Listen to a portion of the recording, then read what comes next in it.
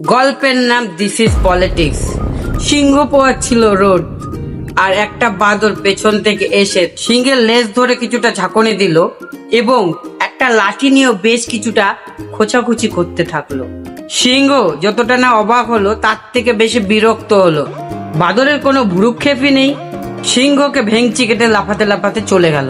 শিয়াল পাশ থেকে সম্পূর্ণ ঘটনাগুলো লক্ষ্য করছিল। শিয়াল সিংহের উদ্দেশ্যে বলল, বনের রাজা সিংহের সাথে এত বড় বেয়াদবি, বাদর এত কিছু করার পরেও আপনি চুপ করে থাকলেন, আপনি তাকে কিচ্ছু বললেন না।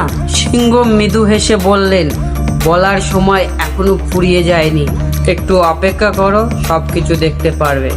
কয়েকদিন পরে সিংহের সামনে বাদর পড়লো আর সিংহ তাকে এক ঝাপড়ে শেষ করে দিল। শিয়াল অবাক হয়ে সিংহকে বলল, সেদিন এত বড় অপমান করার পরেও আপনি সেদিন কিছু বলেননি, অথচ আজকে কিছু করেনি, আপনি তাকে মেরে ফেললেন। সিংহ বললেন, দিস ইজ পলিটিক্স। সেদিনের পরে বাদর ভাল্লুকের পেছনে লাথি মেরেছে, গন্ডারের পিঠে উঠে নেচেছে, হাইনাকে ধরে কাতুকুতু দিয়েছে, বাঘকে খোঁচা মেরেছে, আর সবাইকে বলে বেরিয়েছে, রাজাকেই মানি না, তোরা তো ঝাটের বাল। সেদিন যদি তাকে মারতাম, ক্ষমতার অপব্যবহার করা হতো, দেখবে একটু পরে সবাই এসে আমাকে থ্যাংক ইউ রাজা সাহেব বলবে।